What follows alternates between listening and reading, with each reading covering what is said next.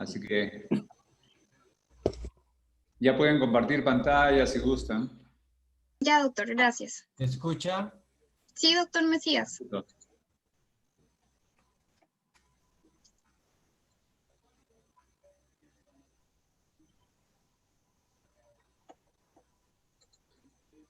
Ya, ¿se puede ver mi pantalla? Sí, se ve perfecto. Ya. Entonces, buenas tardes con todos los presentes. Con las disculpas del caso, el día de hoy vamos a tratar el tema de lo que es implante de segmentos intracorneales en pacientes con queratocono. Hemos dividido este tema en distintos tópicos e iniciaré yo la presentación. Para saber como datos históricos que estos anillos se empezaron a utilizar desde el año de 1978 por Reynolds, pero con fines de tratamiento refractivo para corregir la miopía. 8 años más tarde se empezaron a utilizar solo segmentos para el mismo objetivo. Y ya en América Latina, los 6 colaboradores empezaron a implantar en Brasil desde el año 1991 para corregir la miopía. Y más o menos a partir del año 2000 es que gracias a Collin es que se implantan los primeros segmentos ya para pacientes con queratocono por las propiedades que se mencionará más adelante.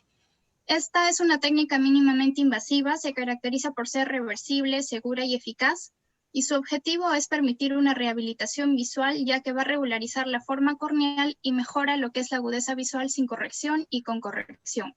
Uno de sus limitantes es que no detiene el progreso de la enfermedad, a diferencia de lo que es el crosslinking. Dentro de sus características, estos pueden ser simétricos o asimétricos, pero todos en sí van a tener un borde interno, un borde externo, una base, una longitud de arco y un grosor, ¿no?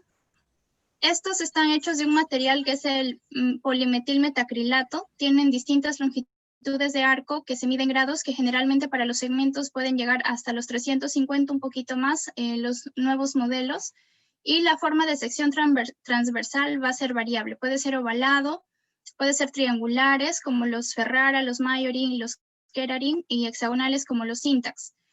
Para queratocono sobre todo se utilizan los de forma triangular.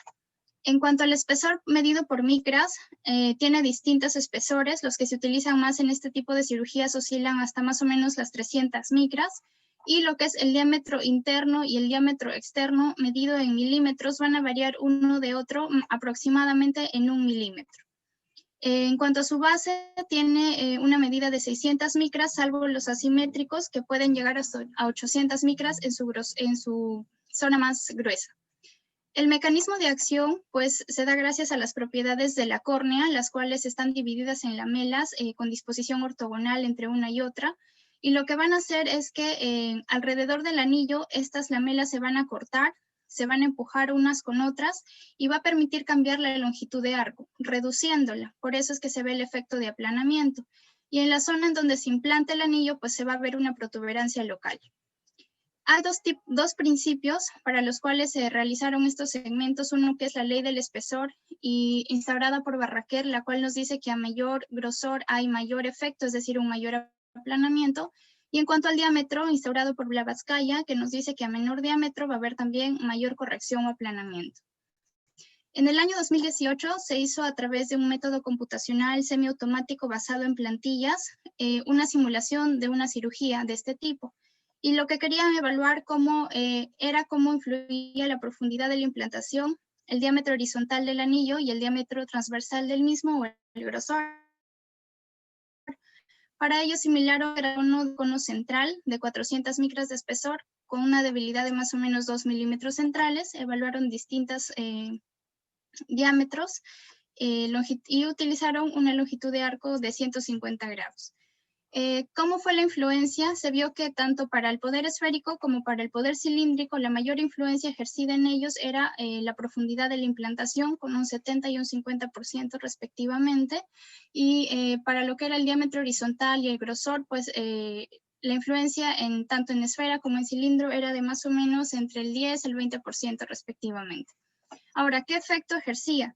Se vio que si se implantaba a mayor profundidad, la reducción de la esfera era mayor, pero esto se vio, o fue lo contrario en cuanto al cilindro. Se vio que a mayor profundidad, la capacidad de reducir el cilindro disminuía. Tanto para lo que es el diámetro horizontal también se vio efectos similares, tanto en la esfera como en el cilindro. Y para lo que es los grosores, pues se había visto que usar grosores entre 200 o 300 micras no tenía un efecto, sí, tanto en la esfera y en el cilindro, que eran equivalentes. Con ello, pues es lógico pensar que si nosotros queremos reducir más la esfera, utilizamos profundidades mayores, y si queremos reducir cilindro, utilizamos menor profundidad de implantación. Sin embargo, por ejemplo, en estos tres casos, en el primero, en el cual se implantó un anillo de 200 micras de grosor a 80% de profundidad; en el segundo caso, uno de 500 micras a 80% de profundidad; y en el tercer caso, de 200 micras, pero a 50% de profundidad. En el caso 1 y 2, que básicamente son las líneas rojas y las líneas verdes, se vio un mayor aplanamiento del cono. Pero en el caso 3, que había utilizado una profundidad más superficial, se vio que el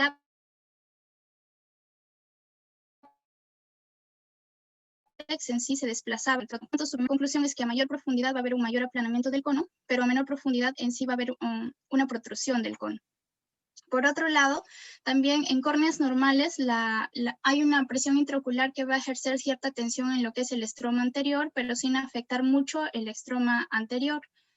Sin embargo, por ejemplo, se ha visto que cuando se implanta de manera más superficial, al 50%, la presión intraocular va a ejercer mayor tensión en el estroma anterior, y como están tan superficiales, este estroma anterior va a ejercer más fuerza en el estroma anterior corneal.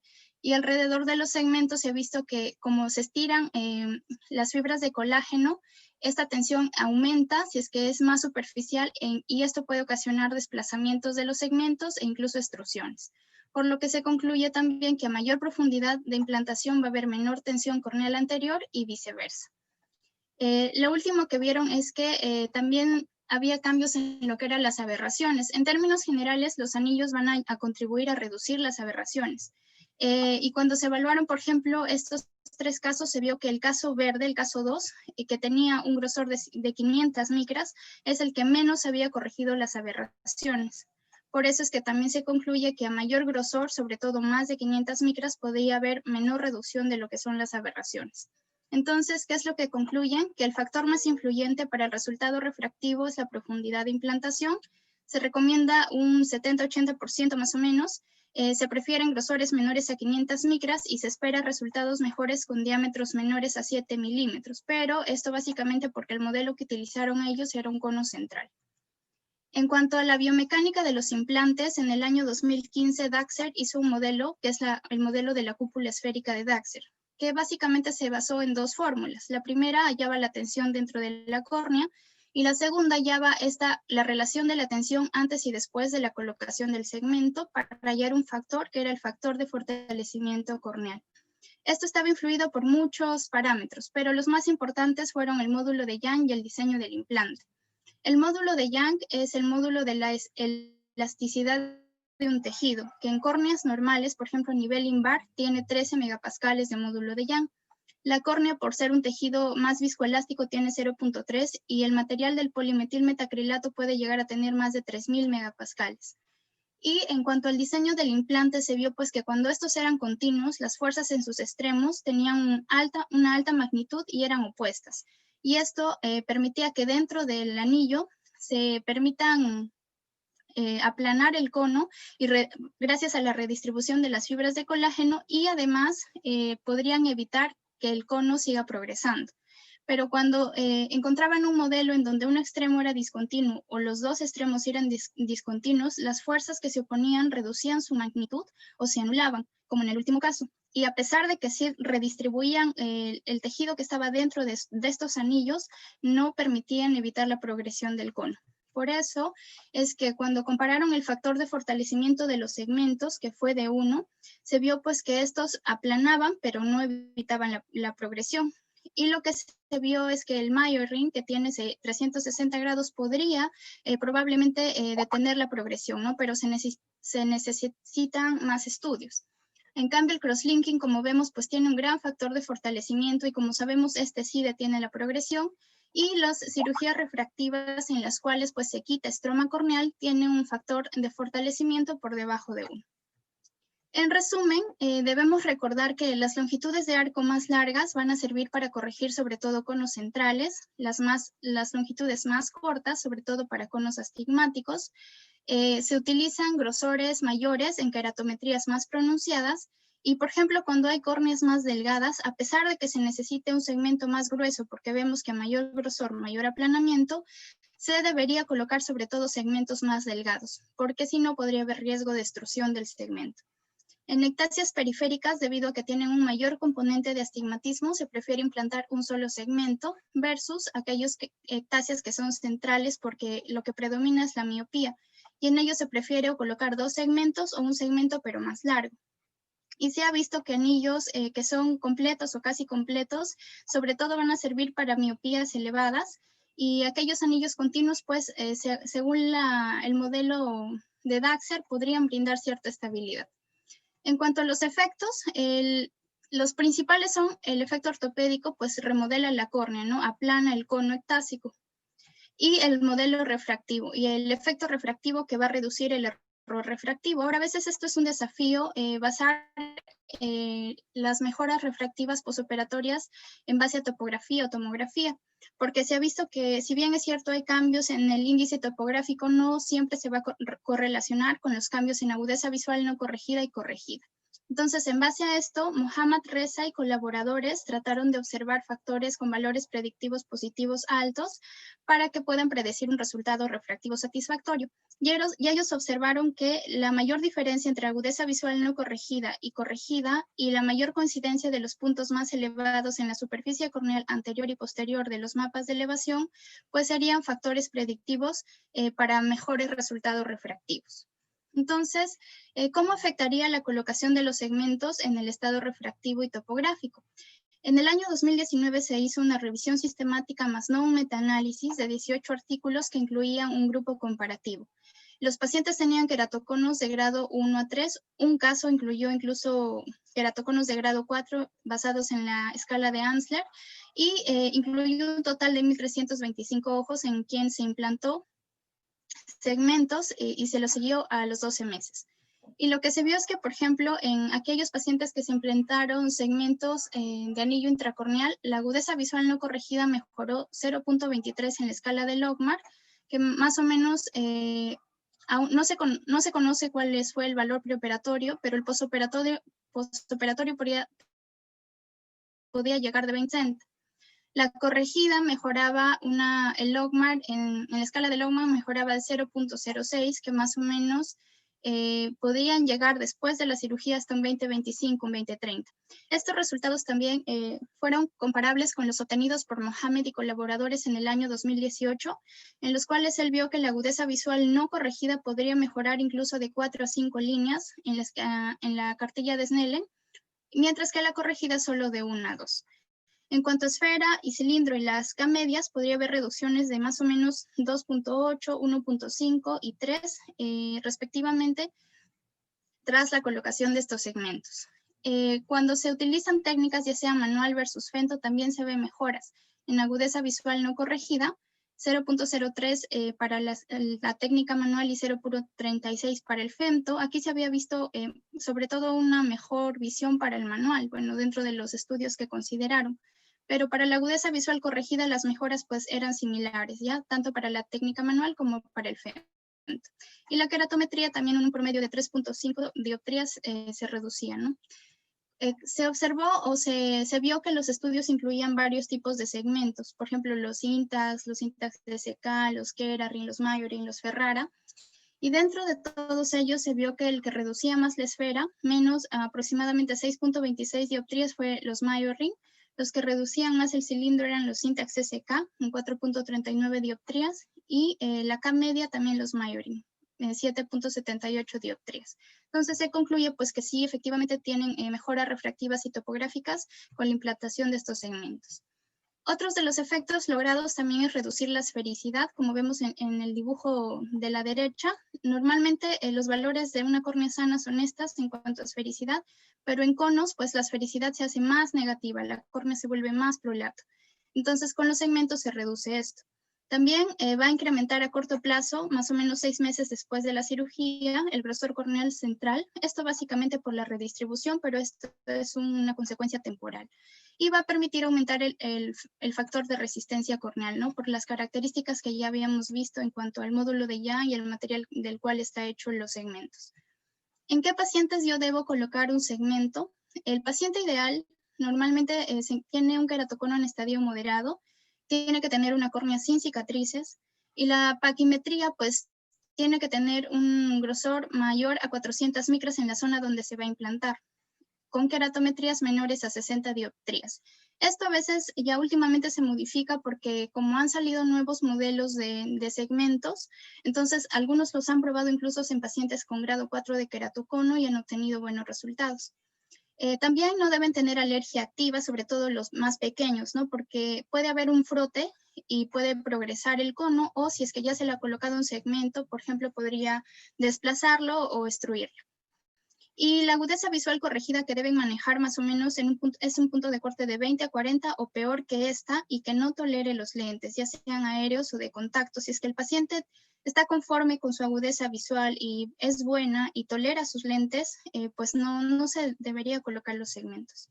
En este año se publicó un artículo realizado en nuestro instituto en los cuales quisieron evaluar posibles factores predictivos de buenos resultados visuales sin correctores, y se hizo un estudio de casos y controles. Los casos eran considerados como aquellos que ganaban de 3 a más líneas en la escala de Snellen sin corrección, y los controles, pues los que ganaban menos de estas. Se evaluó a pacientes con queratoconos de grado 1, 2 y 3, y los segmentos que se implantaron fueron los Intrasec y los Kerari.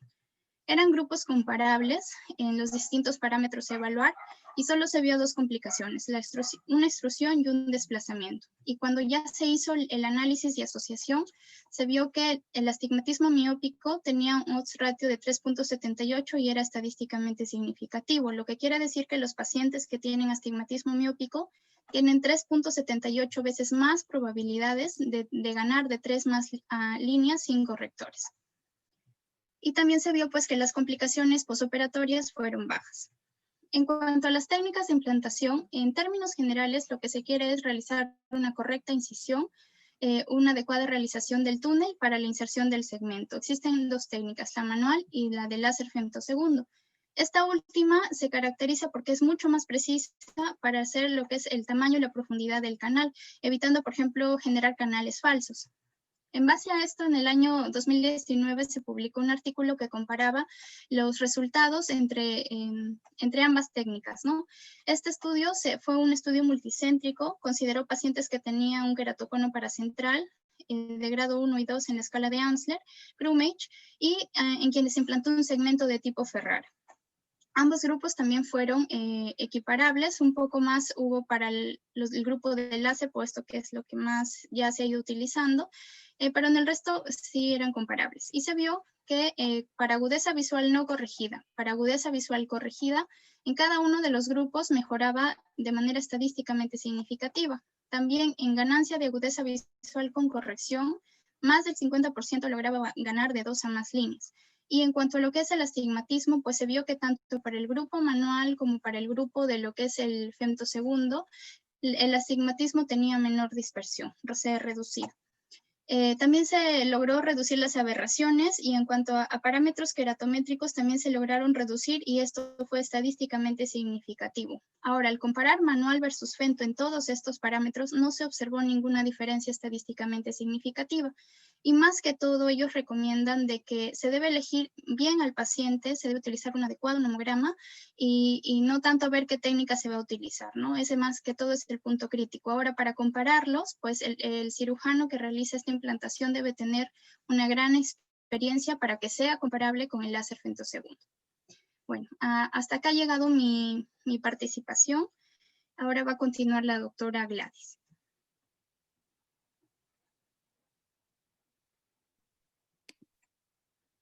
Ok, buenas noches. Siguiendo con la presentación, ¿me pasas las diapositivas, Daniela? Sí, bueno, siguiendo con la presentación, vamos a hablar ahora sobre los nomogramas. Los nomogramas son pautas clínicas y topográficas que nos van a permitir determinar qué tipo de segmento se va a implantar.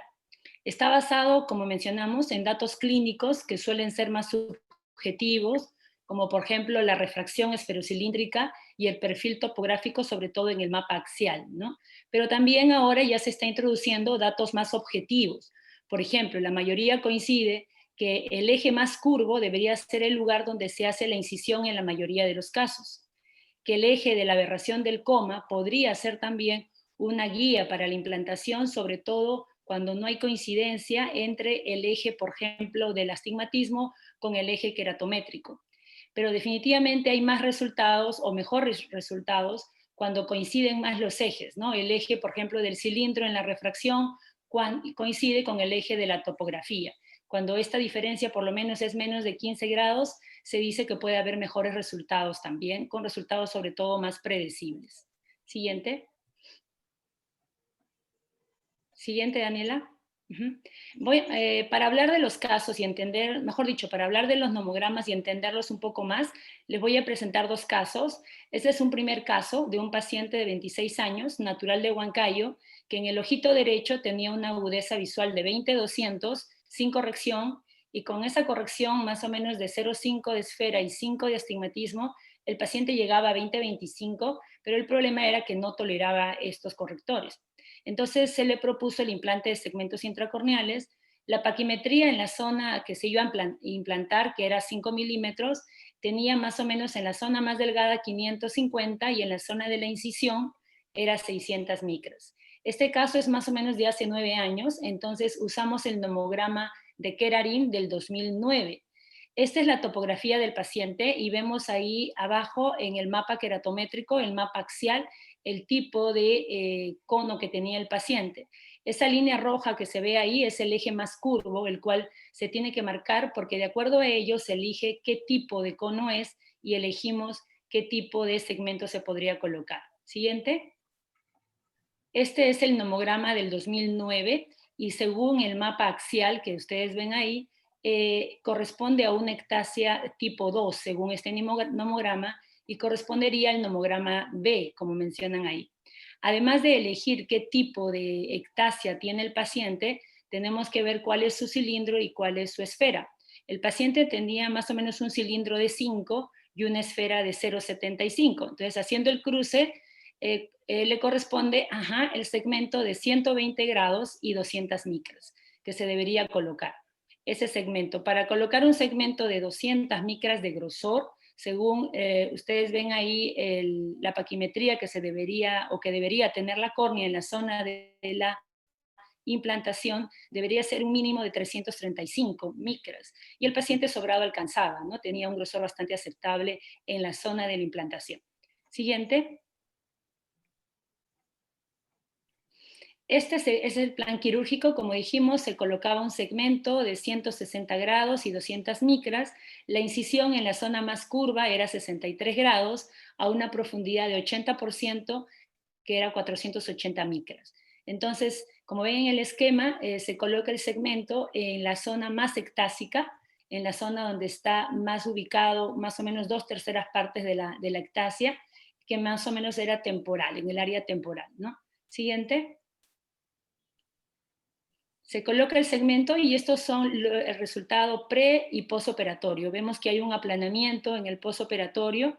Vemos, aunque no se distingue muy bien, las queratometrías también disminuyeron y la agudeza visual del paciente que tenía sin corrección 20-200 llegó a 20-50 y la con corrección que llegaba a 20-25 pero con un lente que él no toleraba, o sea, no era funcional, ahora llegaba a 20-20 con unos lentes que toleraba, ¿no? Esto es el nomograma de Kerarin, pero del 2009. Siguiente. Ahora les voy a presentar otro caso ya con este nuevo nomograma, que es el de Kerarin del 2018. El nomograma de Kerarin del 2018 ya considera más factores. Por ejemplo, para elegir el tipo de segmento, mejor dicho, el tipo de ectasia, lo divide en 5 tipos y toma más parámetros como la asimetría, como la ortogonalidad, y lo va a dividir en 5 tipos, ¿no? El primero es del que tiene el aspecto de croissant, el segundo, el que llamamos pato, el tercero, el muñeco de nieve, el cuarto, el nipple y por último, el volta. Esos son los tipos que divide y de acuerdo al que corresponda se elige el nomograma que va a corresponder también. Siguiente. Además de tener un nuevo esquema, también tiene nuevos segmentos. Ya se introduce los llamados segmentos asimétricos, ¿no? Ahí, Daniela, abajo a la izquierda vemos los segmentos asimétricos, que son de 5 milímetros de diámetro y de 6 milímetros de diámetro. Y se dice asimétrico porque lo asimétrico es el grosor, ¿no? En una parte es más delgado y en otra parte es más grueso, como señala ahí, la parte más rojita, la punta, que suele ser una punta convexa, es la zona más gruesa, y la parte cóncava suele ser la zona más delgada, con una diferencia de más o menos 100 micras entre una y otra. Y también introduce hacia la derecha, en el otro esquema, vemos que tenemos también estos segmentos de mayor longitud de arco, más o menos 330, y que hay dos tipos básicamente, el progresivo y el sinusoidal. El progresivo, que es el de arriba, Daniela, tiene una parte más delgada, ¿sí?, que es la que está de amarillo, y una parte más gruesa que está abajo, y también hay una diferencia de más o menos 100 micras. Y el sinusoidal tiene 3 grosores. En la punta es más grueso, en el medio más delgado, y abajo es más grueso otra vez, o sinusoidal, por eso se dice. Entonces, con este tipo de segmentos ya se ha podido conseguir mejores resultados de acuerdo al tipo de ectasia que corresponde al paciente. Siguiente. Este es otro caso en el cual ya se usó el nuevo nomograma de Kerarin del 2018, diré. Es un paciente de 18 años, natural de Lima, que en el ojito derecho tenía una agudeza visual con corrección de 20-250 y con un menos 1,50 de miopía y menos 9 de astigmatismo que no toleraba, llegaba hasta 20-70. ¿Sí? Si ustedes ven ahí el mapa axial de la topografía de Pentacam, es una ectasia asimétrica, más que todo asimétrica, ¿no? Más que irregular. Siguiente.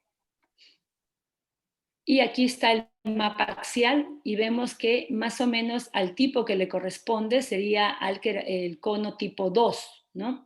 Y para este cono tipo 2, además de saber qué tipo de cono correspondería, hay que tener otra información, como es la queratometría promedio, que en el caso del paciente era 47, la magnitud del astigmatismo, que en el caso del paciente era 9, y la relación entre los ejes, tanto refractivo como topográfico, que en este caso sí coincidían ambos ejes. Entonces, este era un cono tipo 2 o tipo pato. Siguiente. Entonces nos quedamos con el cono tipo 2. Cuando tenemos un cono tipo 2 con una K o una K promedio menos de 52 dioptrías, como era nuestro paciente, podemos colocar un segmento o dos segmentos según el nomograma. Y colocamos uno o dos de acuerdo al grado de astigmatismo. Por ejemplo, si el astigmatismo, como dice en la tablita, es menos de 4, sería un solo segmento asimétrico de 150 y 250 de grosor. Pero si fuera de 4 a 6, sería un solo también segmento asimétrico, pero de 200 con 300, o sea, más grueso. Y si fuera un astigmatismo más de 6, como es el caso del paciente, entonces se coloca dos segmentos, un asimétrico de 200 con 300 y uno simétrico, o sea, uno normal, los que más conocemos, pero de solo 120 grados de arco y un grosor de 200 micras. Eso fue lo que se colocó al paciente, el último con un astigmatismo de más de 6. Siguiente. Ahí para recalcar que era una K menos de 52 nuestro paciente y un astigmatismo más de 6. Siguiente. Entonces en el plan, en este caso se hizo con femtosegundo, un segmento asimétrico, como dijimos, de 160 grados y 200 y 300 micras de grosor, y un simétrico de 120 grados y 200 micras. La incisión se hizo en el eje más curvo, que era 100 grados, a una profundidad de 70% en la zona de la incisión, que es lo que recomiendan en el caso del fento, más o menos 70%, y si es manual la recomendación es 80%. Además, la misma casa recomienda colocarlo entre 300 y 400 micras, o sea, si es que según mi esquema, el 70% en mi paciente era 410, pero por recomendación lo pusimos a un poco menos, o sea, a 400. Y así fue, una incisión de 100 grados o a 100 grados y una profundidad de 400 micras. Siguiente. Esta es la imagen pre y postoperatoria, ¿sí? En donde vemos que hay un aplanamiento y vemos que la agudeza visual del paciente sin corrección, que era de 20-250, mejoró hasta 20/100 sin corrección, y con corrección, que era 20/70, pero que definitivamente no toleraba, ahora 20/40 era con anteojos. Se le hizo la prueba de lente de contacto escleral y con ello llegaba a 20/25 el paciente. Siguiente. Entonces, esos son los diferentes nomogramas y esa es mi experiencia en cuanto a los nomogramas que yo uso. Actualmente estamos usando más el nomograma del 2018, que nos permite ya resultados un poco más predecibles, más exactos, que antes era un poco difícil, y sobre todo entrar en tipos de ectasia, como vamos a ver más adelante, donde predomina el astigmatismo y a veces el resultado o no era tan fácil tratar este tipo de pacientes. Como mencionó Daniela, el factor más importante de éxito que hallamos en un estudio que se hizo en el hospital era cuando había componente miópico y astigmático, pero sobre todo miópico. Cuando es al revés, que hay sobre todo el componente astigmático, se hace más difícil el implante de los segmentos. Sin embargo, con este nuevo nomograma del 2018, sobre todo para ese tipo de pacientes, está teniendo muy buen resultado. Este es un estudio comparativo en la cual comparan pues dos tipos de nomograma. El nomograma de Kerarin, pero el Kerarin 2009, y el nomograma de Ferrara, y en ambos le hacen un seguimiento y ven los resultados, ¿no? En el caso del Ferrara, en el caso diré del Kerarin, sabemos que el implante de los segmentos, como mencioné, es en base al componente esferocilíndrico y es también en base al tipo de ectasia que tiene el paciente. En el caso del nomograma de Ferrara se basa básicamente en la Q, el valor Q. Mientras el valor Q es más alto, o sea, más negativo, entonces el segmento es más grueso. Además, a estos pacientes le hicieron cross-linking porque era un queratocono progresivo y se hizo un seguimiento de 6 meses en ambos grupos. Siguiente.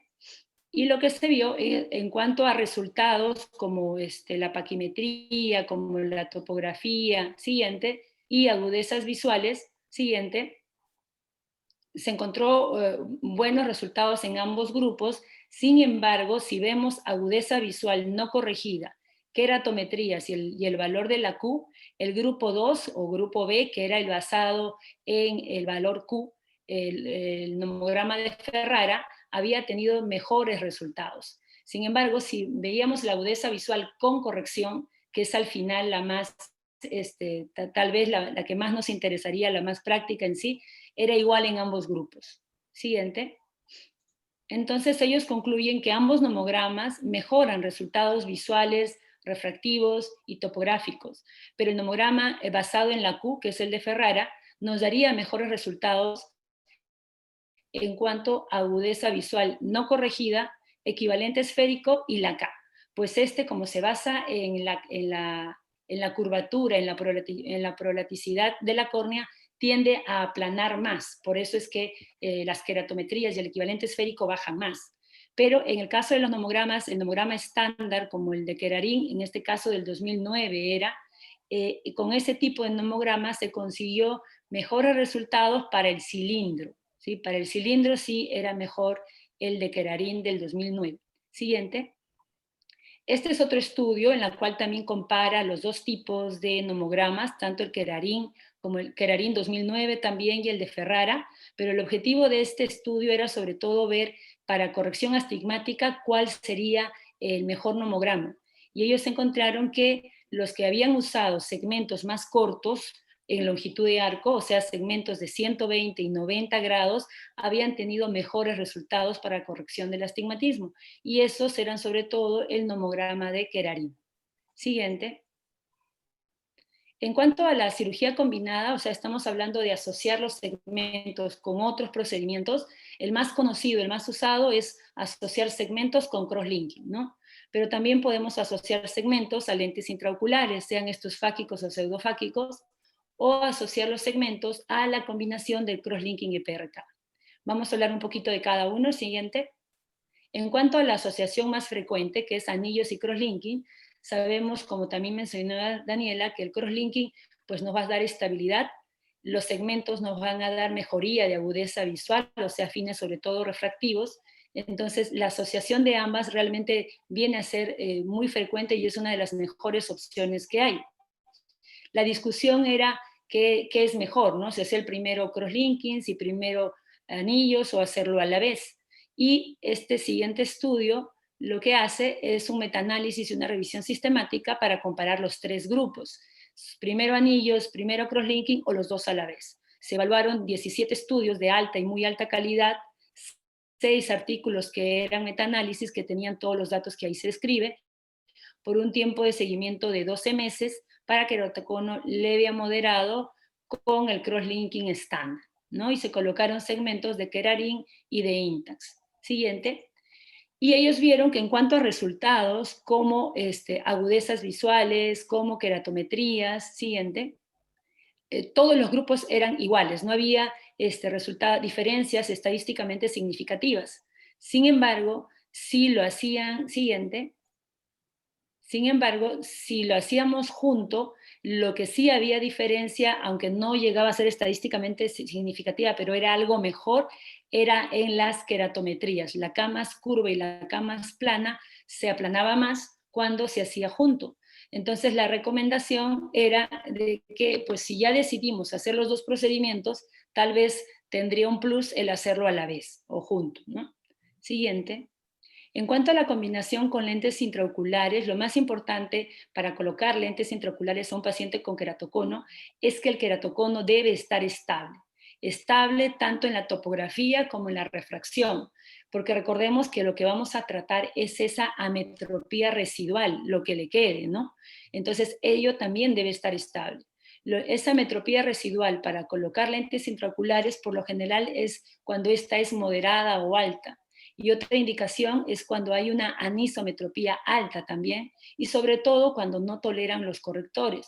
Sin embargo, si el paciente ya está estable y no quiere usar los lentes, pues también podría ser aquellos que toleran pero que no quieren usar, ¿no? Total, el queratocono ya está estable y podemos pensar en algún fin refractivo, ¿no? El beneficio con los lentes intraoculares es que va a corregir mayores cantidades del componente esferocilíndrico si lo comparamos con otros métodos, ¿no? Las opciones que tenemos por ejemplo, los lentes intraoculares esféricos, los lentes intraoculares tóricos. Sabemos que en teoría un paciente con queratocono no podríamos colocar un lente tórico, pero bajo ciertas circunstancias y características sí es probable colocar en pacientes con queratocono. Podría ser también pseudofáquicos o fáquicos, y elegir uno u otro va a depender de la edad, por ejemplo, y de la asociación o no a catarato, ¿no?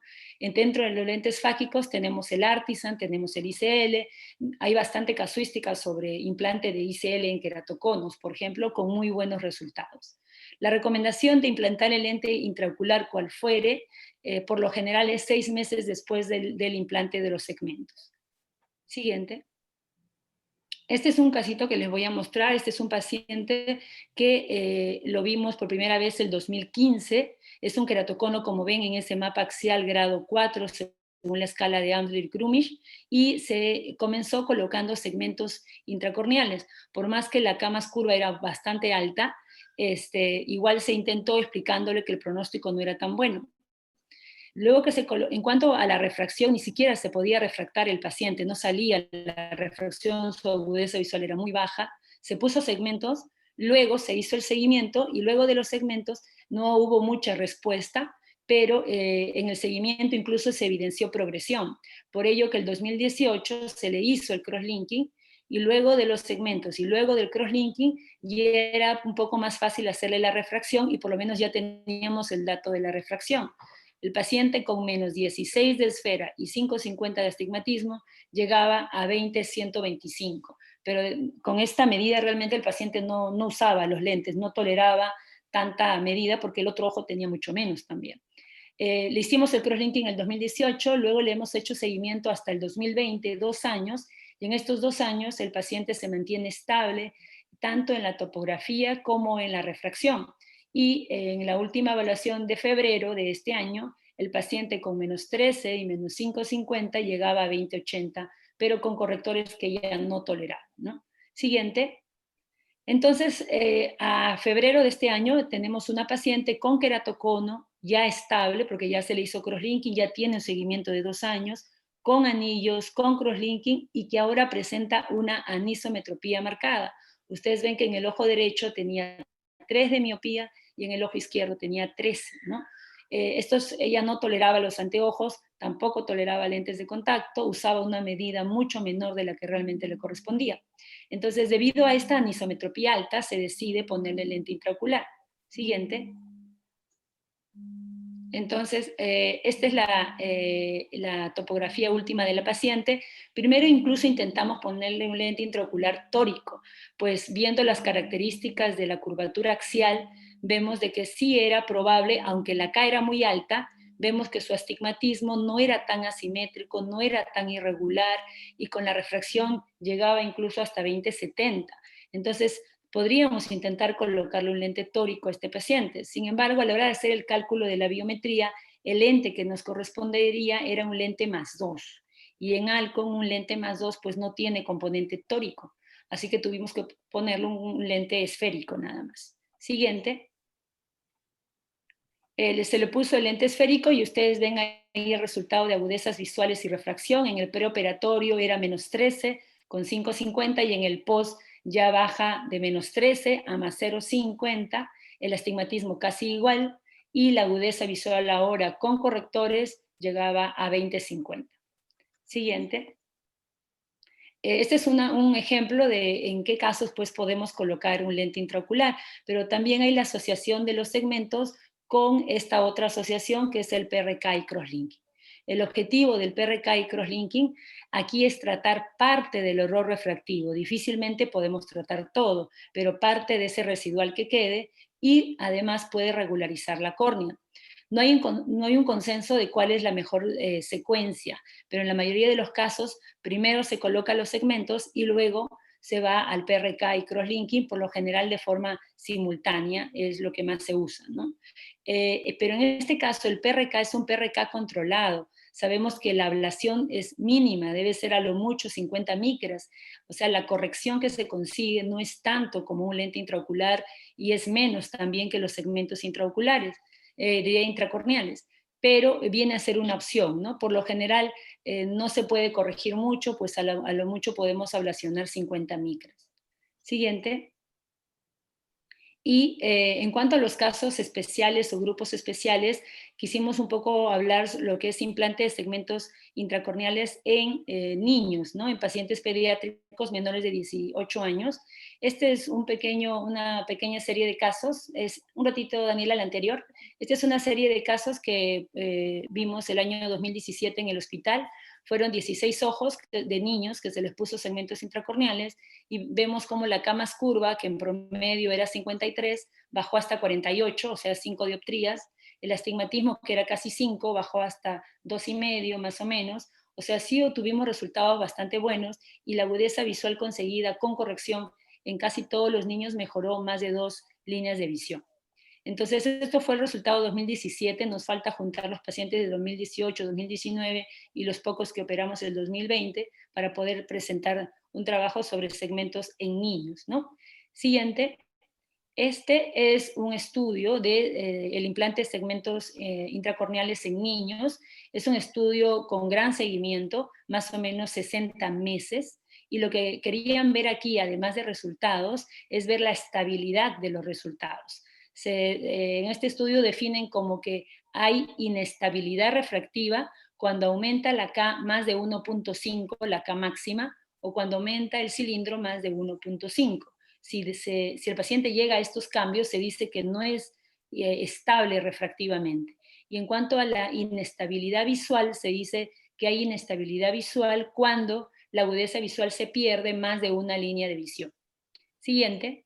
Ellos en este estudio ven que en cuanto a resultados de agudeza visual, por ejemplo, hubo un gran cambio, sí mejoraron todos los pacientes, todos los niños en su seguimiento. Sin embargo, el detalle era la estabilidad de estos resultados, ¿no? Ellos vieron que a los 6 meses de seguimiento, de los 118 ojos que empezaron, solamente 64 llegaron al control, pero todos estaban estables. A los 12 meses, de los 100 y tanto que empezaron, solo 57 llegaron al control. Y aquí sí encontraron 3 ojos que no hubo estabilidad visual, o sea, perdieron líneas de visión, y 5 ojos que no hubo estabilidad refractiva, o sea, hubo cambios topográficos. En el último seguimiento de 60 meses, de los 100 y pico, solo 23 llegaron al control y ninguno tenía inestabilidad visual o refractiva.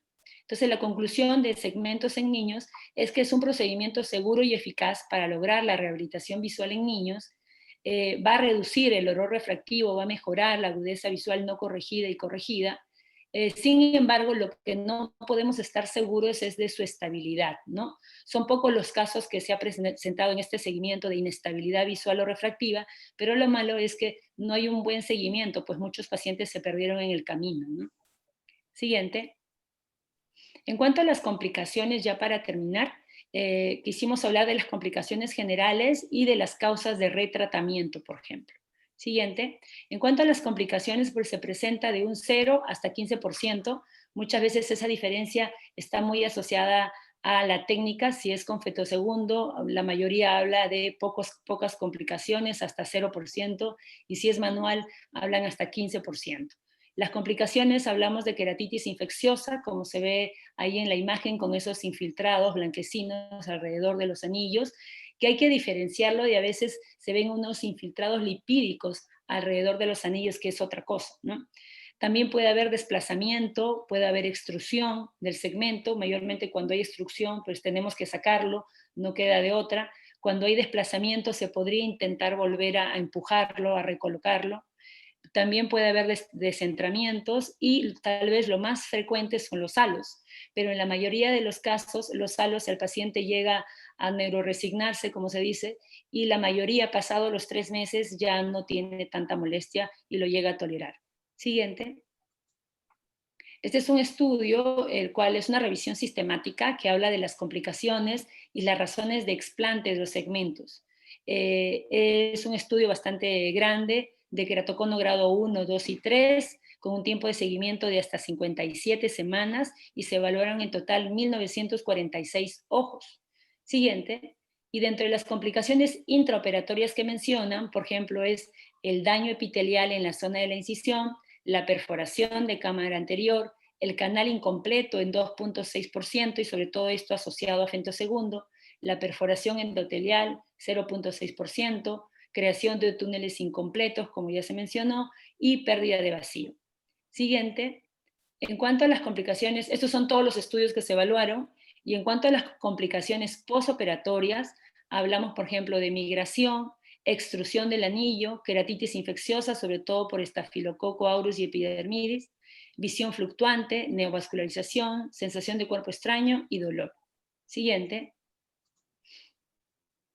Cuando analizaron los tipos de anillos, vieron que en el caso de los anillos de Ferrara y Kerarin, la tasa de explantación fue solo del 1%, y sobre todo se dio por migración de los segmentos. Pero en el caso de los Intacs, la tasa de explantación era más alta, 19%, y sobre todo se dio por una baja calidad visual. Cuando compararon los tipos, manual o fentosegundo, la mayoría de los casos de extrusión y extracción de los segmentos era por implante manual. Siguiente. En cuanto a retratamientos, quise traerles este artículo que presentó el doctor Izquierdo el año pasado, 2019, donde habla de 2 casos, el cual tuvo que hacer retratamiento. ¿Por qué? Porque eran casos que, al ver el nomograma de Kerarin y Ferrara, la colocación o la posición del segmento era muy distinto uno de otro.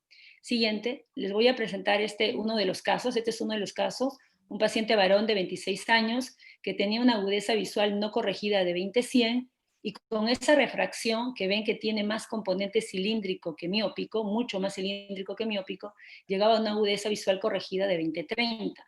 En el mapa axial vemos este mapa, que es bastante asimétrico, y quiero que enfoquen que en pacientes de este tipo, que tienen astigmatismo alto y este tipo de cono muy asimétrico, como muñeco de nieve que le llaman, son casos un poco difíciles de tratar. Los resultados no son tan predecibles. Sin embargo, como les mencionaba al inicio, con el nuevo nomograma de Kerarin 2019, ya esto está mejorando y los resultados son cada vez mejores. En este caso, el doctor comparó con el nomograma Kerarin y el nomograma de Ferrara. El primero que están señalando ahorita es el de Ferrara, ¿sí? Que es basado en la Q. Y para Ferrara, el segmento debería colocarse en esa posición. pero para Kerarin el segmento debería colocarse como a 90 grados de lo que decía Ferrara. Dada la situación, lo que ellos hicieron es hacer la incisión en el eje más curvo, que era 99.7 grados, a una profundidad de 370 micras, que era 70% del espesor, y se hizo con fetosegundo. El segmento que se colocó fue un segmento de 160 grados y 150 micras, pero la longitud de arco que hicieron, la longitud del canal, fue 355 grados. O sea, hicieron un canal mucho más grande para tener la posibilidad de cambiar la posición de acuerdo al resultado postoperatorio. En el resultado postoperatorio, a los 2 meses, después de implantarlo como está en la figura, o sea que se parecía más al de Ferrara, vieron que a los 2 meses la agudeza visual había empeorado de 20-100 a 20-150 sin corrección, y la con corrección de 20-30 a 20-40. Entonces deciden movilizar el segmento. Como la diferencia era de 90 grados entre un y otro nomograma, ellos deciden movilizarlo, desplazarlo en sentido antihorario, más o menos la mitad, 45 grados. Lo desplazaron 45 grados y ven que al mes, postimplantación, la agudeza visual mejoró a 20-40 y con corrección 20-20. Y un año después, la agudeza visual seguía en 20-40 y con corrección 20-25. Entonces, estos son los tipos de queratoconos que no son tan fáciles, pero como les mencionaba ahorita, con los nuevos nomogramas ya se está obteniendo mejores resultados. Siguiente. Eso sería todo. Si tienen alguna pregunta, algún aporte, estamos para escucharlos. Gracias. Gracias, Gladys. Gracias, Daniela. De repente, para una buena cantidad de compañeros oyentes, puede ser ya algo común escuchar anillos, pero de repente no es tan común el uso de ellos. Hay muchos datos que uno puede seguir, otros datos que uno solamente tiene que tenerlo uno como expectativa. No sé si puedo irme a tu última presentación, creo que la del doctor Izquierdo. El retratamiento. Sí. Muéstrale, Daniela, por favor.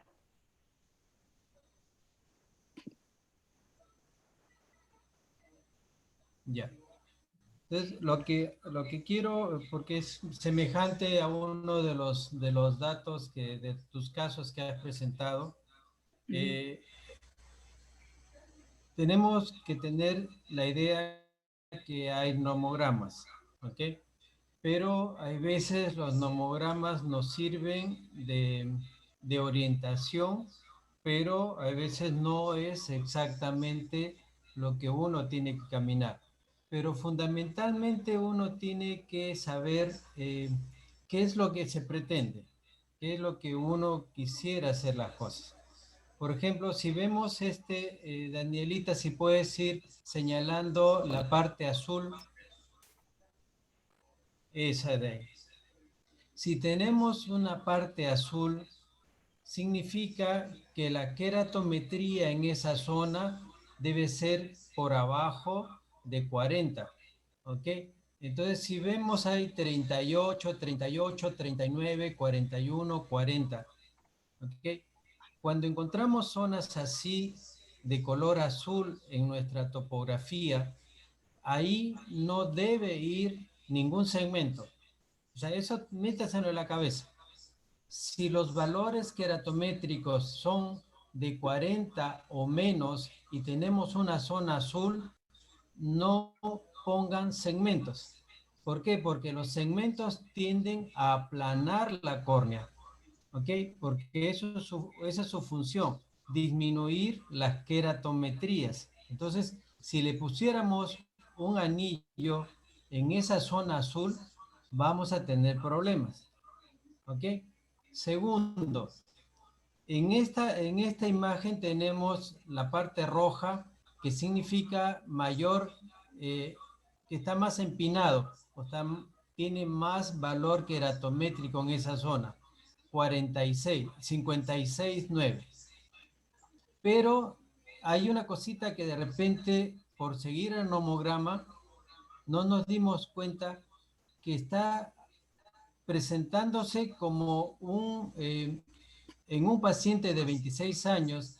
No sé en qué momento le apareció los cambios en su visión y de dónde viene, porque da la impresión de ser una marginal, una degeneración pelúcida, ¿no? Por lo tanto, si es una degeneración pelúcida,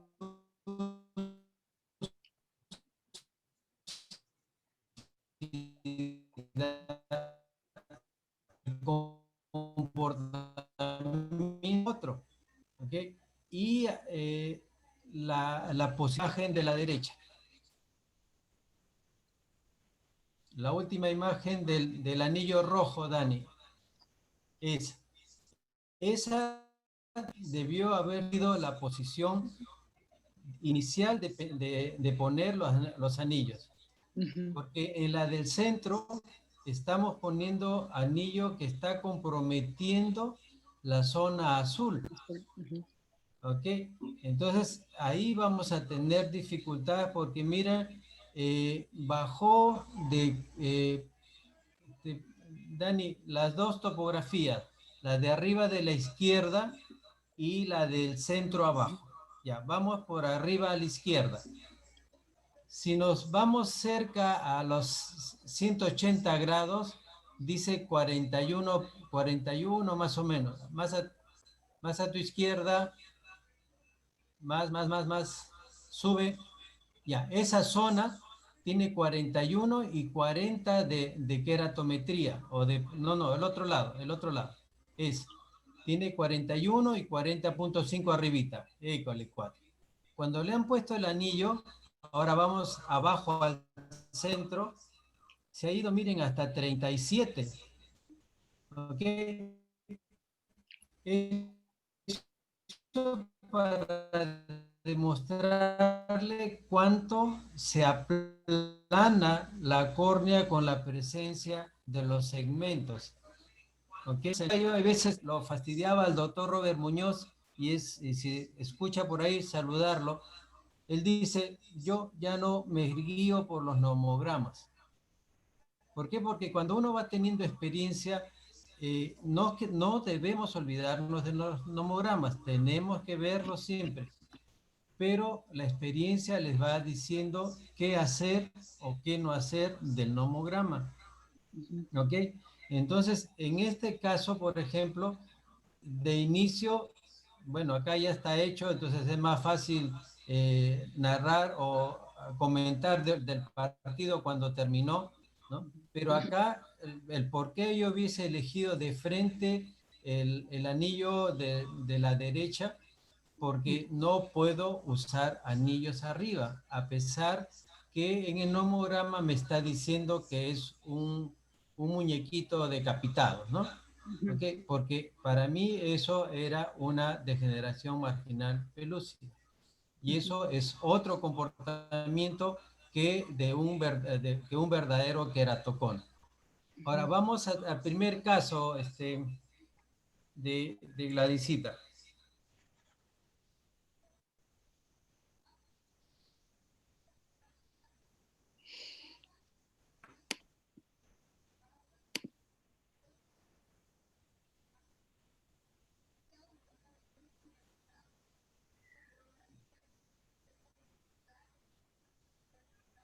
Otra cosa que mientras llegas al primer caso,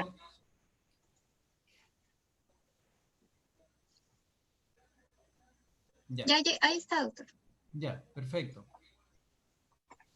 La segunda idea que tenemos que tener presente, y eso sí está en los nomogramas de Kerarin, por ejemplo, cuanto más miope es el paciente, el grosor del segmento es mayor. ¿Ok? A mayor miopía, el grosor es mayor. Si tenemos poca miopía, de repente tenemos que usar un grosor delgado. Eso es una cosa. En grosor, o sea, el alto que tiene el segmento. Eso es el grosor, el alto. Estamos hablando de 150 micras, 200 micras, 250 micras, 300 micras. Hasta se hablaba de 350, pero ahora ya es más difícil de usar un lente, perdón, un segmento de 350 de grosor. O sea, estamos hablando de 150 hasta 300, ¿no? Actualmente hay hasta de 225 y 275 según las marcas, ¿ok? Y eso es en cuestión de grosor.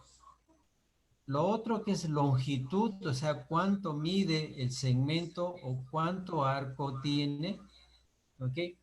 Cuanto más astigmatismo tiene, la longitud del segmento va a ser menor.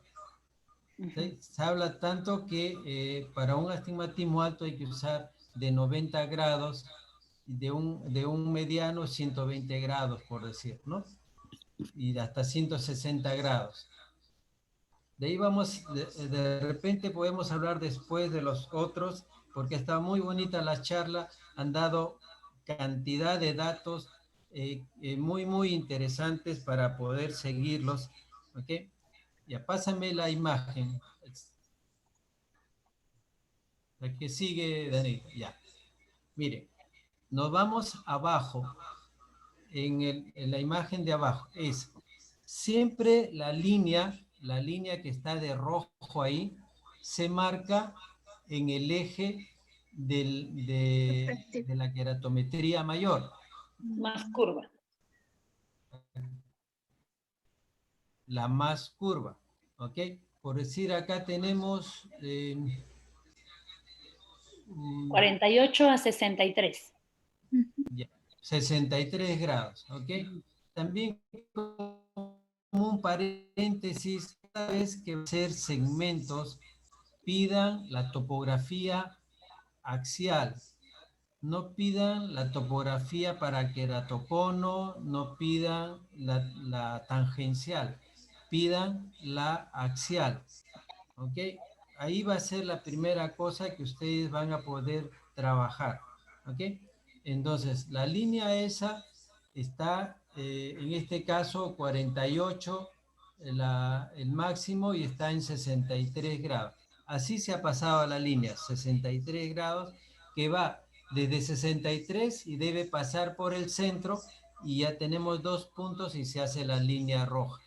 Entonces ahí tiene a la derecha amarillo, verde y azul, ¿ok? Y hacia la izquierda tienen amarillo, rojo, ¿ok? Eso significa que para ese lado, como dijo Gladys, para ese lado tiene que ir el segmento mayor, el más grueso, tiene que ir en esa zona. Y en el lado derecho, de repente acá o no le pongo nada o le pongo un segmento muy delgadito. ¿Entiende por qué? Acuérdense, porque tenemos zona azul y la zona azul ya es plana. O sea, no podemos poner anillos donde hay zona azul porque la vamos a aplanar mucho. ¿Okay? Otra imagen que quiero que tengan también presente, que me parece que ya se mencionó. Si ustedes miran su dedo de cerca y miran su uña, ¿no? Van a ver la uña de un tamaño. Si alejan su dedo, la uña la van a ver más lejos o más chica. Yo me he hecho una idea más o menos en la cual el de abajo de la izquierda que dice queratometría es el cono cuando ustedes tienen su dedo cerca a su cara. Y el de grosor, que es el de paquimetría, que es el de la derecha, ¿ok? Es el queratocono que ustedes tienen el dedo más alejado, ¿ok? Entonces, en ese de la paquimetría es donde uno va a saber dónde vas a poner los anillos. No en el de queratometría, sino en el de paquimetría. ¿Okay? Para tener quizás un complemento a todo lo interesante que han mencionado ellas, quizás yo quería insistir en eso, porque a veces se confunden y comienzan a ver dónde está la cosa.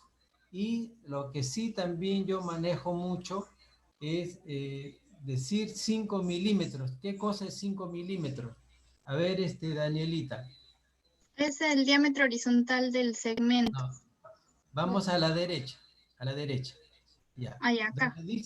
Donde dice 443 es por decir el centro de la córnea, por decir, ¿ok? La primera línea, la primera circunferencia, eso es 3 milímetros. La segunda circunferencia es 5 milímetros. La tercera circunferencia es 7 milímetros. Cuando hablamos de segmentos en 5 milímetros, significa que va a correr en esa circunferencia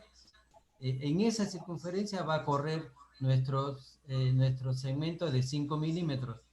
Si hablamos de 6 milímetros, va a correr entre esas dos líneas, entre la de 5 y entre la de 7.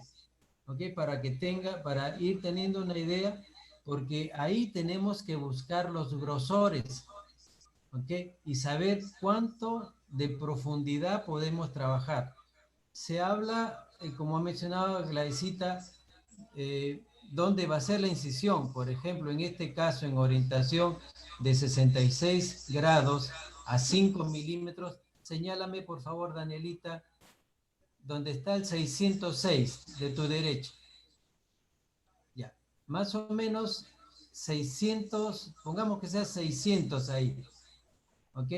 Si nosotros tomamos los 600, que ahí sería la incisión, más abajo está en 545 y para el otro lado está en 533. O sea, tenemos que buscar en el recorrido, si es de 5 milímetros, en el recorrido que va a tener, cuál es el grosor menor que hay. Porque a veces tomamos el de la incisión y el de la incisión es más grueso que el recorrido. Y ahí podemos producir perforaciones o irnos demasiado abajo. ¿Sí? Entonces son puntos que, disculpen que haya intervenido tanto, pero que me interesa mucho que lo tomen, porque todos podemos poner anillos y todos podemos ver las cosas. ¿Ok? Y el otro, en el trabajo de niños, queratocono en niños, hay dos términos que hasta ahorita a mí me caminan, ¿no? El primero que se habla de estabilidad. Ese término estabilidad. ¿Qué significa estabilidad? Significa que la topografía, la refracción se mantiene, ¿ok? Y que con el crosslinking lo podemos conseguir más rápido, o sí lo podemos conseguir con el crosslinking, y que no lo conseguimos con los anillos. Ahí hay un poquito de controversias para mí con ese término, porque yo puedo estabilizar un queratocono en 56 con el crosslinking, pero el anillo lo va a comenzar a hacer bajar. O sea, lo que tenemos que esperar en el anillo es esa estabilización. O sea, mientras que en el crosslink y de repente lo conseguimos rápido, en el anillo tenemos que esperar meses para estabilizarlo. Y más o menos se estabiliza entre el sexto mes y algunos hablan hasta el año. O sea que la estabilidad es tiempo nada más no significa que no se estabiliza, sino que en uno lo consigo de repente rápido y en el otro tengo que esperar los cambios hasta que se mantenga ya y no haya más variación en sus valores, ¿no? Eso es lo que quizás yo sí insisto en que no se puede hablar que uno sí estabiliza y el otro no estabiliza. No, tenemos que saber cuánto tiempo se requiere para estabilizar el problema. ¿Ok? Y de ahí ya podemos conversar si hay algunas preguntas de algunas otras cosas que han hablado. Gracias. Gracias, doctor. Doc, respecto a lo último que menciona de estabilidad, es que, o sea, en el caso de los anillos, es cierto que el efecto de los anillos, el efecto de aplanamiento, hasta cuándo se da, la mayoría refiere a los 6 meses ya, o sea, los primeros 6 meses todavía hay cambio con los anillos y a los 6 meses, y algunos refieren un poquito más, ya se mantiene, o sea, ya lo que se ganó, ahí queda, ya no hay más cambios de aplanamiento, ya no esperamos más de los anillos. Pero el detalle es que sí se ha visto que luego, si es que no hacemos algo más, o si son queratoconos de niños o queratoconos ya avanzados, sí hay el riesgo de que vuelve a incurvarse, o sea, se pierde ese efecto. Por eso, sobre todo si a un niño le vamos a colocar anillos, que se podría hacer, hay buenos resultados, luego podría perder el efecto. Por eso que en el seguimiento vamos viendo si se perdió el efecto. Yo normalmente le pongo anillos a un niño, a los 6 meses veo cuánto ha quedado. Ese es mi base. Si a los 6 meses quedó la queratometría, bajó de 50 a 45, ese es mi base ahora, el 45 para el seguimiento. Ya no el 50, sino el 45. Y ese 45 le voy siguiendo. Si veo que en los controles hay aumento, hay progresión de la queratometría, de la K máxima sobre todo, y hay otros parámetros que definen progresión, aunque no está bien definido, pero si veo de que se está perdiendo ese 45, tendría definitivamente que hacerle un crosslinking también. ¿Y niños a partir de cuándo, doctora? ¿De ¿A qué cuándo qué? edad? ¿Perdón? ¿De cuándo le ponemos anillos o No, crosslinking? ¿de qué edad considerado? Porque niños de 18 años, en este mundo actual, 18 años ya nos dan la vuelta a todos. Entonces, La mayoría de estudios consideran niños, o sea, por lo menos para fines de este tipo, para estos estudios, menores de 18. Menores de 18 consideran pediátricos, así pero como pero ¿de cuánto, de qué edad? ¿De 5 años, 6 años? el mayor, el reporte por lo menos de menor edad reportado, si no me equivoco, es de 4 o 5 años. Recordemos que todavía hay cambios en la curvatura corneal en los niños, ¿no? Que la mayoría de niños va a tener córneas muy pequeños, todavía más curvas de lo normal, pero a partir de los 4,5 y 5 más o menos años ya debe ser igual a la de un adulto. Entonces, si a esa edad vemos que está muy curvo, por ejemplo, ya podríamos ir diagnosticando un queratocono. Por eso que el más joven reportado, si no me equivoco, es entre 4 y 5 años, el más joven. Claro, eso fue ese día que dieron su clase, doctor Abelito, y hice la pregunta con alevosía y ventaja, ¿no? La hice con alevosía y ventaja porque yo sabía que eso nos va a traer cola. Claro. ¿Por qué? Porque ellos mencionaron, con Jennifer creo que hizo la clase, no me acuerdo, que la curvatura de los niños, o sea, niños, okay, no prepuber, más o menos se estabiliza recién a los 7 años. Por eso que hay escuelas que hablan de queratocono recién en niños de 10 años para adelante, ¿no? Pero lo ideal, como has mencionado, y eso sí tiene que ser, y eso les pido tremendamente, es que a sus niños, o sea, si hay sospecha del lugar donde vienen, en nuestro caso de ceja de sierra, si vienen del sur, también de la sierra, eh, ni bien podamos hacerle una queratometría, anotemos y también hay que darle, por favor, hay que darle sus resultados a los pacientes, porque si por casualidad no pueden regresar con nosotros, no es posible que no se lleven sus exámenes, porque eso va a servir para poder controlar en donde vaya, con quien esté. Entonces, ni bien puedan ustedes hacer aunque sea un autorrefracto, denle ese papelito al paciente, ustedes escriban en su historia y denle ese papelito al paciente para que podamos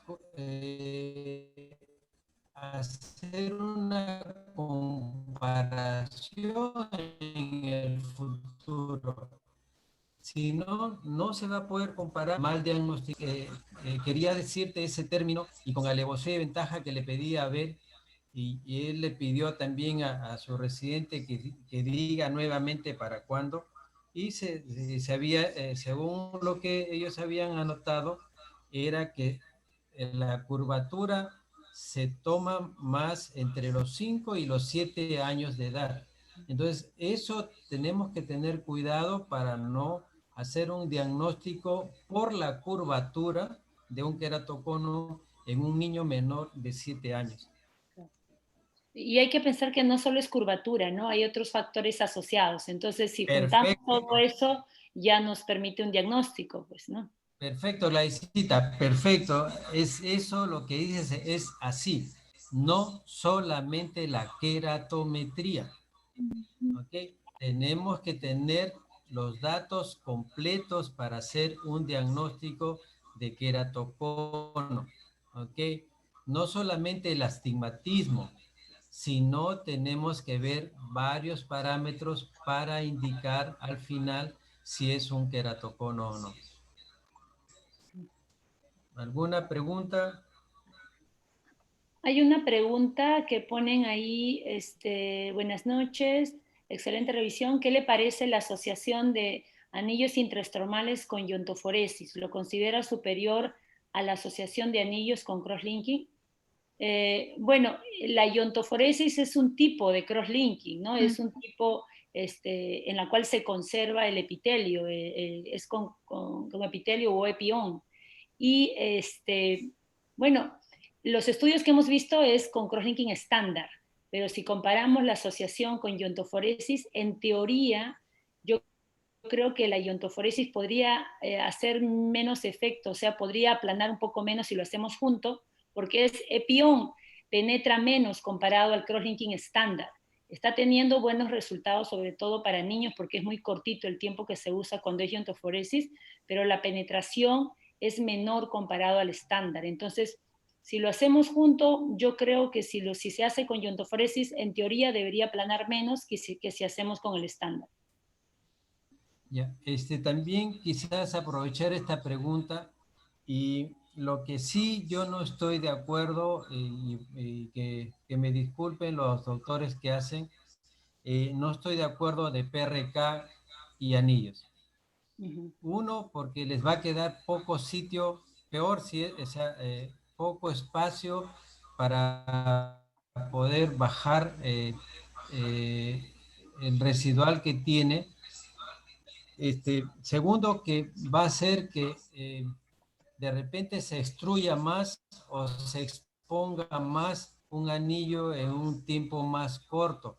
Si es que la cicatrización no es buena, si la lubricación, y eso también todo paciente operado de anillos tiene que usar lágrimas lubricantes o artificiales de consistencia moderada a un poquito espesa por lo menos 2 años, ¿ok? No solamente un tiempito, por lo menos 2 años, porque se desestabiliza la superficie de la córnea y la película lagrimal y el parpadeo comienza a tener delen y a partir de ese delen hace las extrusiones o hacen las úlceras para que se extruya el anillo. Eso que menciona, doctor, es importante. Justo revisamos un artículo con Daniela respecto, ya no lo presentamos, pero nos habla de las complicaciones con fento. ¿Ah? Y con fento, dentro de los factores de riesgo para complicaciones, había muchos que eran evidentes, como camo y curva, como anillo muy grueso, como queratocono excéntrico, pero el que más salió, no le había tomado yo tanta importancia, es que cuando el paciente tenía ojo seco moderado, tenía más riesgo de extrusión.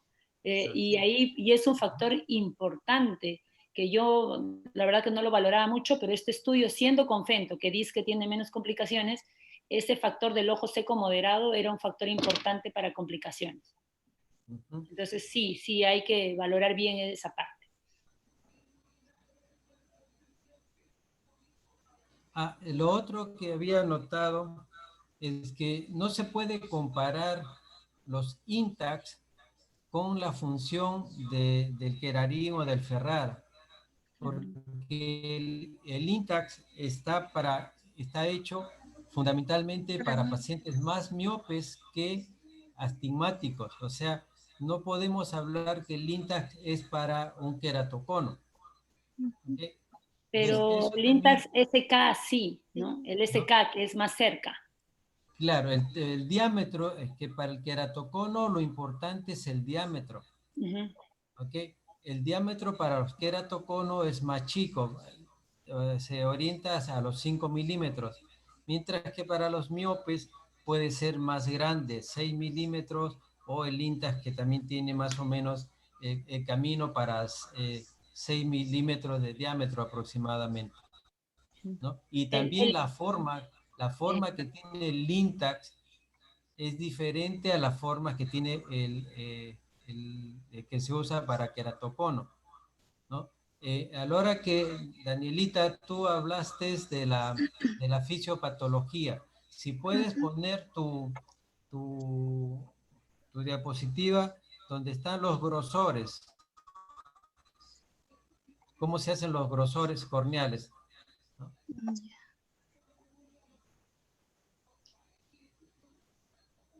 ¿Se ve ahí? No, pero el de la imagen, creo que está dentro de tus primeras diapositivas, Dani. Ah, ya.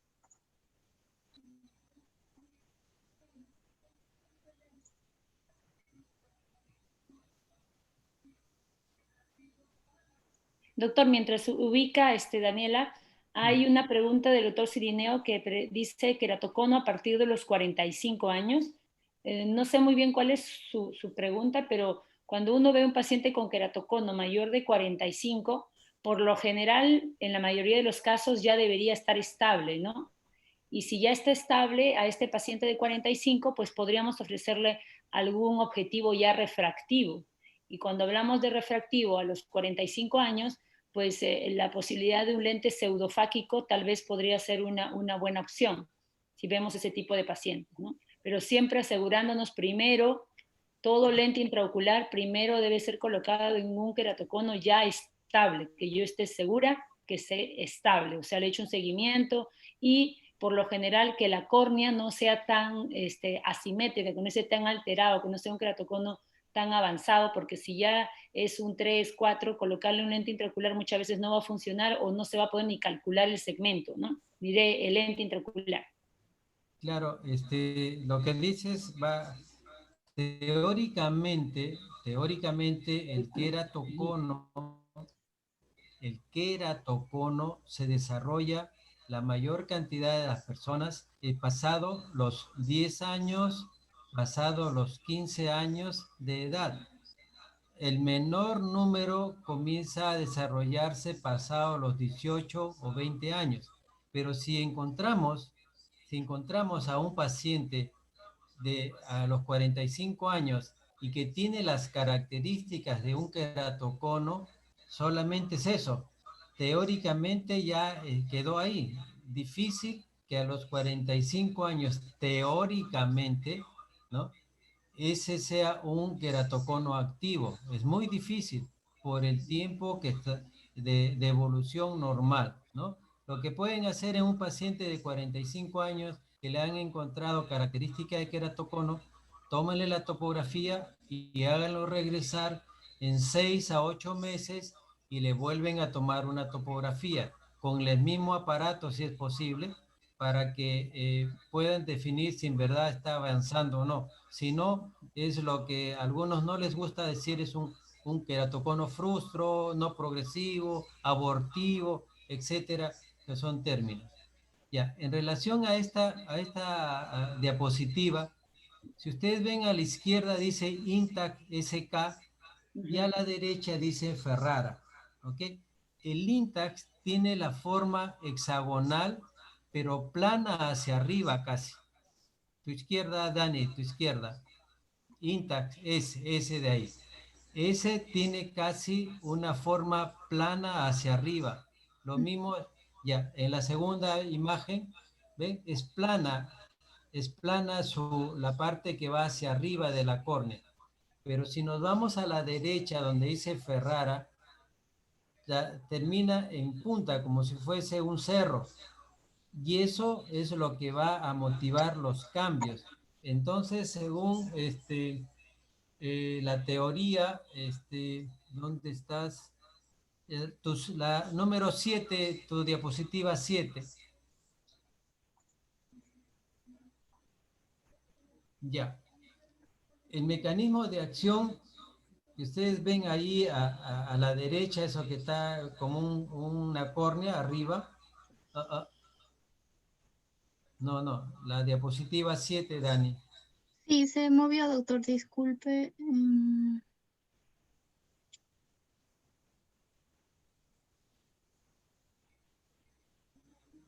sé qué pasó. Ya. Ahí nada más porque si lo pongo en presentación se regresa al final, no sé por qué. Está bien, está bien. Ya. Está bien ahí, está bien ahí. La figura de arriba, el esquema de arriba. Ese de ahí, ya. Los anillos en punta, que son la variedad de Ferrara, lo que pretenden es que la córnea se eleve, ¿ok? Perfecto. ¿Listo? Se eleve y deja un valle en el centro, ¿ok?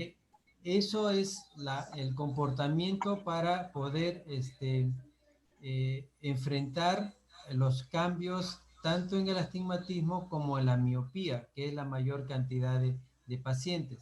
¿Ok? ¿Listo? Lo mismo pasa, pero ya no elevando los costados, sino únicamente carcomiendo el centro, es cuando hacemos con el excimer láser para quitar miopía, ¿no? Que nos comemos el centro y hacemos un valle artificial. Mientras que con los anillos hacemos dos cerritos para hacer otro valle no tocado en el centro. O sea, eso también está descrito eh, con la teoría ¿cómo se llama? El doctor, el colombiano,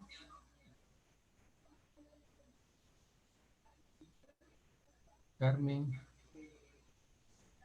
Bueno, es una teoría del doctor, que siempre se me van los nombres a mí. ¿Ok? ¿De Entonces, estabilidad? perdón.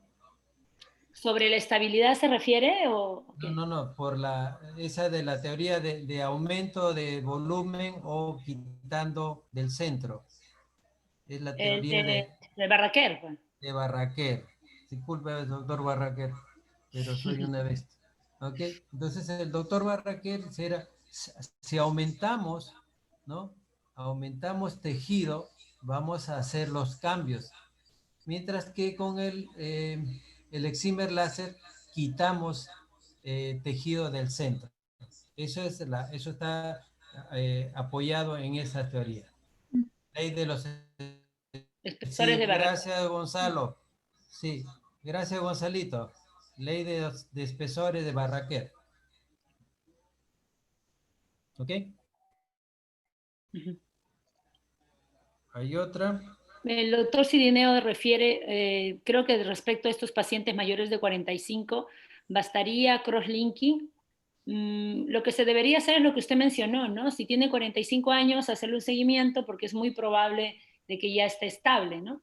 Le hago el seguimiento para confirmar estabilidad y si en el seguimiento no está estable, que sería raro, ahí recién el crosslinking, ¿no? Claro. Si está estable después en dos controles, ya hay tablas para ponerle, si tiene medidas altas y es de 45 años, póngale un lente intraocular. Ya hay tablas para hacer, perdón, hay cálculos para hacer contóricos inclusive en estos pacientes, ¿no? Pero ya no tomarla, ya no comprometer la córnea dejarla tranquila. A no ser que esté muy aberrada, que sería mejor primero colocar segmentos y luego hacer el cálculo, ¿no? De Así lente. es, así es. Okay. Esas son respecto a todas a las preguntas, no sé. Respecto a los nomogramas, como usted mencionaba, doctor, los nomogramas claro, es una guía, ¿no? pero no define todo. Definitivamente con la experiencia y de acuerdo a tu mano uno va cambiando algunas cosas, ¿no? Por ejemplo, a mí al inicio los segmentos cuando los ponía manual, como la mayoría cuando comenzamos me salía un poco superficial y luego ya con los años cuando le tomo el bisante ya me salía muy profundo. Entonces yo, por ejemplo, lo que he hecho es que cuando lo hago manual, lo hago al 80%, ¿cierto? De la incisión, pero cuando en ese 80% me sale que el grosor es más de 400 micras, entonces yo agarro y le bajo y le pongo a 75%. Pero si es que no me pasé los 400, sigo con mi 80%, porque me estaba saliendo ya muy profundo. Entonces, uno va modulando de acuerdo pues a su resultado. Pero yo creo que el nomograma para mí, el de Kerarin 2019, me está dando muy buenos resultados. Sí es una guía, como dice, pero tiene muchos parámetros que te orientan muy bien. Y todo lo que hemos mencionado y que mencionó en resumen Daniela, respecto a que si tiene más astigmatismo, menos longitud de arco, si es miope, más longitud de arco, más grosor, todas esas bases, que usted también lo ha mencionado, Daniela lo ha mencionado en una parte del resumen, y de ahí sale toda la información, todo el nomograma está basado en eso, y simplemente uno entendiendo esos parámetros que ella ha mencionado, va a entender bien también en los nomogramas, ¿no? Solo que ahí está plasmado y está a la mano como para que sea más práctico. Ahí el resumen que hizo. Longitudes de arco más largas son adecuadas en conos centrales, longitudes más cortas en conos astigmáticos, implantes más gruesos cuando la K es más pronunciada, o sea, estamos hablando por lo general cuando hay mucha esfera, más delgada, o sea, todas estas cositas son la base de los nomogramas y lo que usted también mencionó.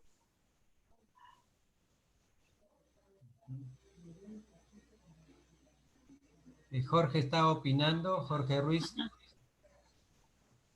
Ya, el doctor refiere a pesar que se recomienda la colocación de lente intraocular esférico en casos de cirugía de catarata en pacientes con queratocono, aún así sabiendo que los lentes tóricos son asféricos, igual se recomienda ponerlos. Y después, ectasia post-LASIK se siguen los mismos parámetros. El doctor Gorovio pregunta, ¿en ectasias post-LASIK se siguen los mismos parámetros? Ya. Ya. En post-LASIK se pueden seguir los mismos parámetros, también porque tenemos que ver el grosor, todo. De repente tenemos que tener un poquito de cuidado si vamos a hacerlo manual o lo vamos a hacer con femtosegundo. En caso del LASIK, si bien es cierto, yo he hecho manual, pero teóricamente el femtosegundo nos va a dar menor oportunidad de que al rotar con el tunelizador levantemos el flap, ¿no? Pero si uno lo hace con cuidado y lo hace siempre con una superficie húmeda, se puede usar tanto el manual como el femtosegundo, pero siempre despacio para evitar mover el LASIK, ¿no? Perdón, el flap, el flap en un LASIK.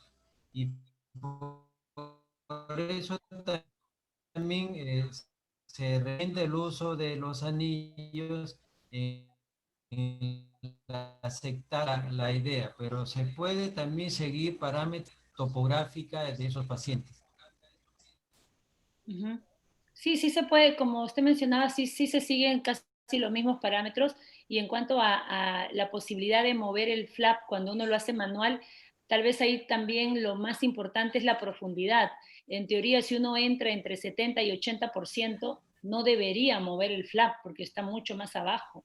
Sin embargo, el problema es cuando lo hacemos manual, doctor, usted se ha dado cuenta que uno se apoya, pues, ¿no? Más que por el túnel es porque uno se apoya a veces en la misma córnea y tal vez con eso es que podría uno mover el flap, ¿no?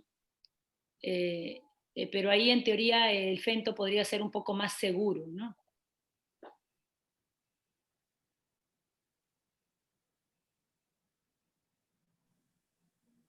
Doctor Mesías, creo que se perdió. Ahí está.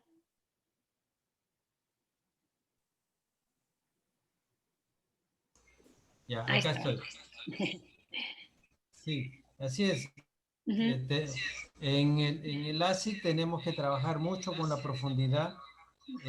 Acordémonos siempre que el flap en un LASIK se cicatrice mañana, tarde o nunca, ¿no? Recuerden que hay literatura que habla que se puede levantar el flap pasado hasta 2, 3 años, ¿no? Entonces tenemos que tener cuidado en cómo está la calidad de ese flap. Pero en cuestión de grosores, tenemos que seguir los mismos parámetros. Si la córnea quedó muy delgada, tenemos que trabajar con segmentos delgados, ¿no? Ujú. Porque lo que pretendemos acá es estabilizar, que ya no se siga haciendo la ectasia, ¿no? Parar la ectasia. Y ahí una de las prioridades en la ectasia post-LASIK es hacer el crosslinking. Uh-huh. Ahí es casi de frente. Una vez que uno diagnostica ectasia post-LASIK, la prioridad, bueno, sí podemos colocar anillos y todo, pero una de las cosas más importantes es hacer el crosslinking, porque podría ir peor, ¿no? Lo primero es asegurarnos que se detenga, ¿no? Claro. Bueno, ya son casi Siempre las 8. igual, volvemos a lo mismo. A la hora que se hace el crosslinking y vamos a sacar el epitelio, tenemos que del flap, ¿ok? Segundo, cómo es el comportamiento en la interfase del flap con el resto de la córnea, ¿no? ¿Cuánto se va, si la riboflavina va a ser un lecho? Los cuidados que hay que tener con el uso de crosslinking y la riboflavina. Ahí nos va a decir bastante bien si encuentran un mayor lecho en la interfaz. Tengan cuidado ahí. Ya no hay más preguntas, Doc. Muy bien. Hay mucho que conversar, es un tema muy, muy interesante, lo han hecho muy bien. Muchas gracias, Daniela, muchas gracias, doctora Delgado. De verdad, un gusto a ver qué dice por ahí, doctor Cirineo. Ya es lo que escribió, creo. No han puesto otro, un remodelamiento sin anillos, no sé qué ha puesto el doctor Cirineo. No lo leo. Daniela, ¿lo puedes leer tú?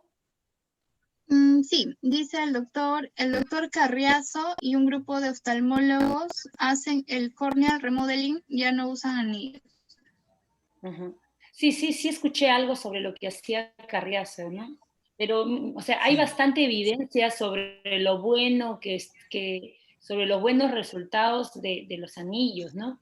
Lo de Carriazo sí ha expuesto incluso aquí en Perú, ¿no? Pero donde lo que hay evidencia suficiente que sí mejora agudeza visual con corrección, sin corrección, etcétera, es con anillos, ¿no? Yo creo que todavía se debería seguir usando porque hay bastante evidencia al respecto, ¿no?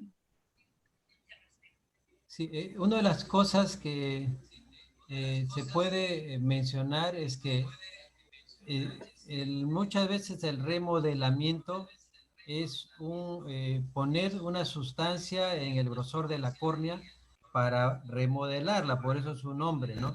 Pero se está poniendo algo, o sea, se está agregando algo y por lo tanto la ley de grosor que nos ha hecho recordar Jaramillo es del doctor Barraquer, se llega a lo mismo, o sea, lo que se pretende es cambiar de una u otra manera las características de la córnea. Y eso me trae a dos cosas. Uno, que la mayoría de las complicaciones que tiene un postoperado de anillos, a veces lo hacemos nosotros mismos. O sea que hay que tener un poquito de cuidado cuando explicamos eso. Y dos, que cuando pasa eso de una infección, una obstrucción, y ha sido después de un tiempo y la córnea está cicatrizada, también se remodeló la córnea y se aplana la córnea. O sea que hay veces lo malo que nos pasó nos lleva a una cosa favorable. Sí he tenido pacientitos así que se infectaron y ahora ven mejor que uno, ¿no? Porque se cicatrizó tanto la córnea y dejó el centro más o menos libre que su visión se mejoró un montón, ¿no?